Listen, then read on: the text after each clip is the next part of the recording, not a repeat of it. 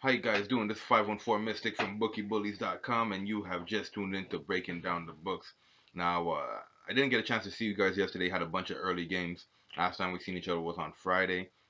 Um, Friday wasn't all bad, but it wasn't that good either. Yesterday, despite not being able to make a show, I didn't have such a good day for myself. I had a few losses in hockey, and I had one football pick, which ended up costing me my night. And I messed up. I forgot to single play my late night picks. So that's the nature of the beast. Sometimes you end up losing on things like that. So usually when I make my parlays, I like to make my parlays, and let's say a three-play parlay, but I'll also bet on all my singles. So I'll bet, let's say I have three plays, I'll put a single on each play, and I'll put a parlay on my three. And I completely neglected to make my singles last night, and that ended up costing me. So try not to make the same mistake that I made rather. It's not something that usually happens, but I messed up. So, anyways, moving on forward, we have a short slate of NHL games today. We got a little bit of baseball. I might not touch it. We're gonna see how I feel at the end of this, and let's just get right into it. So, starting off at the top, we got the Montreal Canadiens versus the Tampa Bay the Tampa Bay, the Montreal Canadiens versus the Tampa Bay Lightning. So we got Vasilevsky at net for the Lightning, Carey Price at net for Montreal. We got a 2-1-0 record for Vasilevsky, 2-1-1 for Carey Price, 3.05 goal against average for Vasilevsky, 3.39 for Price. Montreal's actually 5-2 at the spread versus Tampa, 6-3 at home versus Tampa, and the under actually hit in 4 of the 5 last time that they've seen each other. While Tampa Bay actually went over in all 5, well, not all 5, but 5 in their last 6 starts. And when we're talking about the over, we're talking about the 6.5 here, which Tampa Bay went over in just about every game this season. Now, like I said a few days ago, Tampa Bay usually goes on this road trip where they face Toronto, Ottawa, and Montreal. And I told you guys that they typically lose 2 of 3. They didn't lose versus Ottawa. Sorry, they lost versus Ottawa. They didn't lose versus Toronto. This is the last game that they're playing over here before they go over to Boston. And I honestly, I don't like Montreal's chances here. The record speaks for itself. They would have been better off taking that L to Toronto, which they didn't do. I'm gonna stay away from this game altogether. I don't like what I'm seeing here. Montreal's been allowing a lot of goals. So has Tampa Bay. Tampa Bay is a team that knows how to score. So can Montreal. So I'm thinking a high scoring game here. I'm gonna stay away from it. If you guys are thinking the under, you're not crazy because Carey Price has a pretty good goal against average, although he's been allowing goals, and so does Vasilevsky. Because, like I said, 3.39 versus 3.05, you add the two of them together, you're just under 6.5.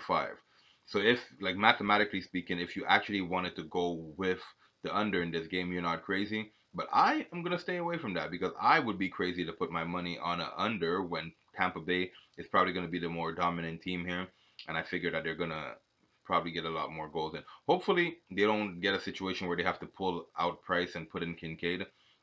But I think the young gunners on our team is going to be able to, on our Montreal team, is going to be able to handle the pace of the game, and they might do a back and forth thing with Tampa Bay. I'm going to stay away from this game. If I had to lean something, I would lean Montreal just out of conspiracies because of the 2 of 3 rule in this case. But I'm going to stay away.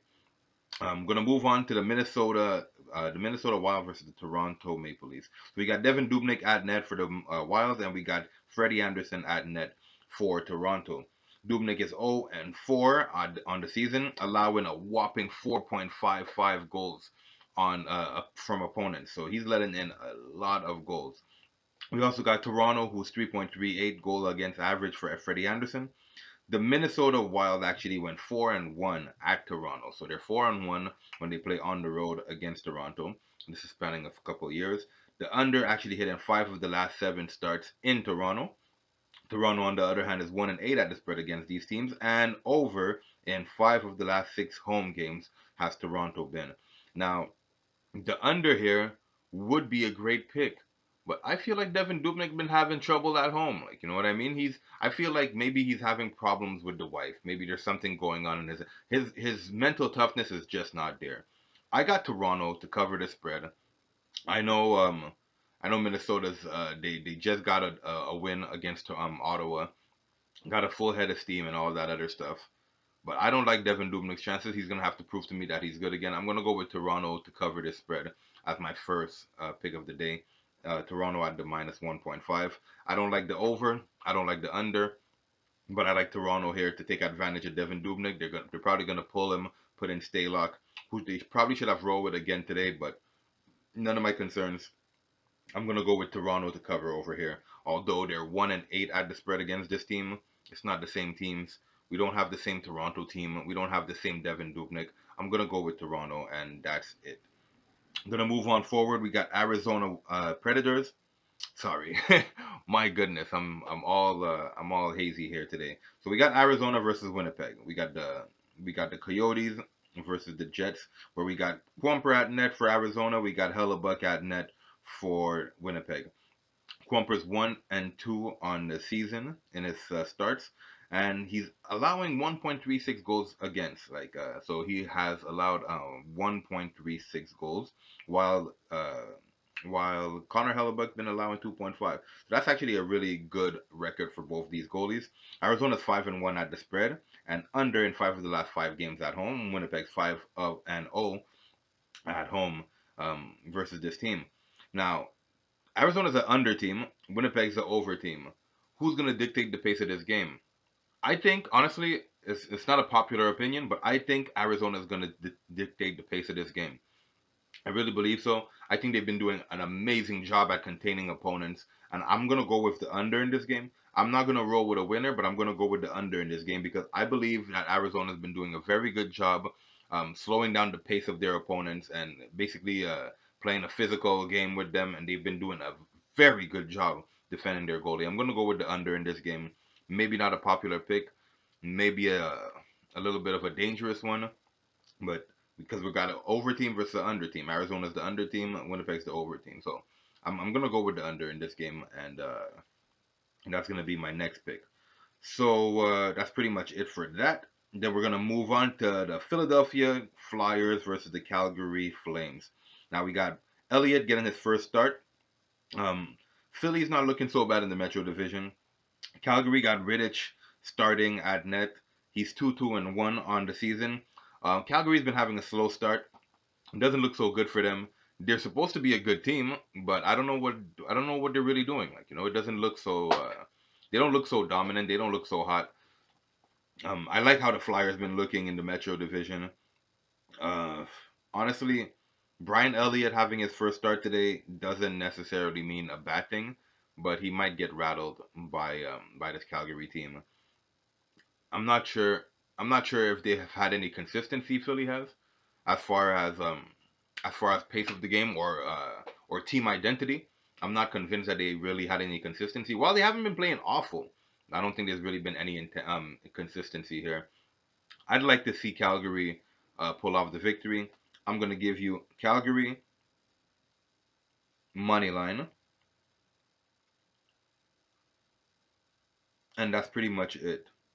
I'm not going to give her under. I'm not going to give her over. So I'm going to give you Calgary money line here because Philly hasn't really shown an identity.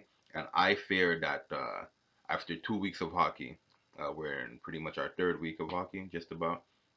I think after all this time, Elliott getting his first start is not so much of a good sign. So I'm going to go with Calgary here to try to even out the balance of the scores and even out um, basically level out their season because like I said they've been having a slow start and they need to get it together. If it doesn't happen for them, I fear for the lineups.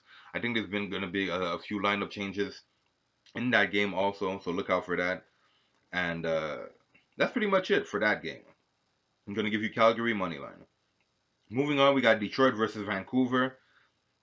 We got Bernier versus Demko. Bernier is actually 2-0 for Detroit, who has a 3-2 record on the season. Vancouver's 2-2-0. They're on a 2-game win streak since losing their first 2 games, so that's not so bad. They've been playing good from the beginning of the season. Actually, I like Vancouver. I'm a big fan of what they're trying to do, the movement they're trying to go with, and but Detroit's also been very solid. I don't have a play in this game. because Demko's getting his first start here. I don't like the play in this game. It's gonna be interesting to see what goes on. I lean Vancouver.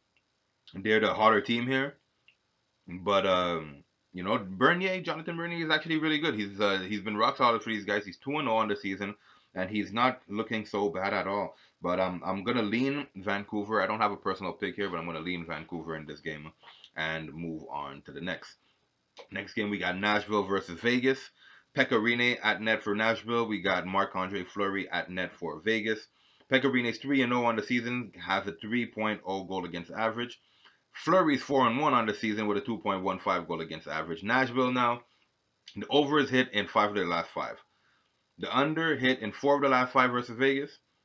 And that's pretty much it. Vegas is a strong team. They look awesome. Don't they look good? These guys look so powerful. I don't know what they've been doing or what they're on, but they've been looking so good. Give me Vegas here. I think Vegas is gonna continue the trend. And I like the under. So you give me Vegas, money line, you give me the under in that game, and I'm happy with those results. I'll live with the results. Sometimes you win, sometimes you lose. I'll live with those results. Give me Vegas here with Fleury at net and the under. So next game we got Hurricanes versus the Kings.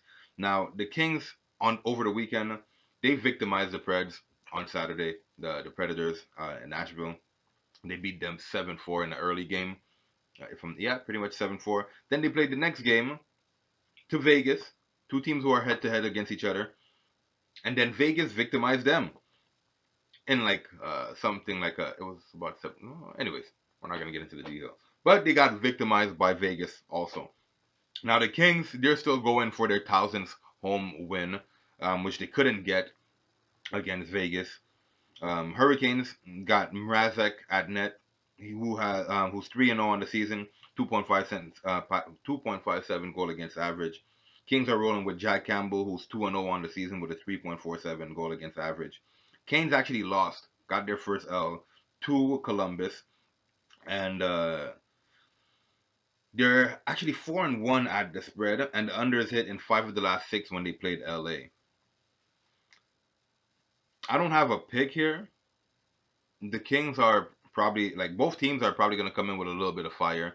Like I said, the Kings are going for a historical feat here, which is their 1,000th home victory. And I don't like a play here. If I had to choose something, I would lean the under, but I don't have a play in this game per se. My mind might change later. I might feel differently later, but as of right now, I don't have a play in that game.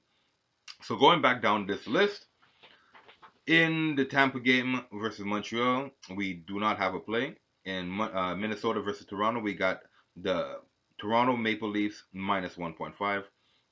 In the Winnipeg versus Arizona, we got the under in that game. In Philly versus Calgary, we got the under in Calgary. No, sorry. We got Calgary money line in that game. In Nashville versus Vegas, we got Vegas money line and the under. And in the Canes versus the Kings, we don't have a play. So that's pretty much it. You could go and check out my Twitter, and you will probably find those picks over there. You could keep posted with the victories and losses. And you could always go and check me out at bookiebullies.com. And go ahead and smash that like button. Destroy the like button if you're liking videos like these, contents like this. Basically for the YouTube algorithm so they can know that you're enjoying things like these. And like, share, comment at the bottom. Let me know what you guys want to hear from me. If you guys need more details, if you guys want less details, you guys want the video shorter, that's pretty much on me. But I'm always more or less willing I'm always willing to hear what you guys have to say, and I'm always open to chatting with you guys, hearing what you guys have to say. So that's pretty much it. There's a last baseball game that I'm not gonna touch. You guys know my baseball record. It's not so hot. We'll get back in, which is basically the Nationals. I think the Nationals close out today, and that's pretty much it. I'm not gonna break down the game or nothing like that. Doesn't make sense. But it's basically the Washington Nationals to win this game and close out the series. But that's pretty much it. I've been 514 Mystic from BookieBullies.com. Please go ahead and check the site. Links in the description. if you guys need more sports to be broken down, you let me know. We're breaking down the books over here. Next week, Tuesday, we got the inaugural the inaugural games for basketball season, and boy, oh boy, am I excited for basketball season. Let's just try to maintain our balance and maintain our bankrolls this week for what's to come, because I'm telling you guys, it's gonna get nice. It's gonna be good. It's gonna be very, very lucrative season for us this season. I'm very excited for what's to come with basketball. When you parlay basketball with hockey and some football, boy oh boy, does good things happen. We have all kind of things going on here, and I'm excited for the season. So again, like I tell you guys all the time, best of luck. Do not bet what you can't afford to lose. This is a marathon, it's not a sprint. We're trying to get to the finish line without losing all our money. We're trying to limit our losses. So please don't bet what you can't afford to lose. If you could afford $10, go ahead and put your $10. If you have a three-play parlay, maybe put $7 on your parlay and put a dollar on each single if you have to. However you deal with your balance, if you have units that you deal with, maybe you bet $1,000 instead of putting 1,000 on your parlay. You put 700 on your parlay. Same concept, 700 on your parlay. Put $100 on each single. You're gonna limit your losses like this. I guarantee it. On Sunday, I had my package picks, which is my premium package picks that I purchased from a good source, Kobe Williams, who also works at Bookie Bullies at from time to time. He does his own thing, but he works at Bookie Bullies from time to time. I purchased the package. I'm not ashamed to say it.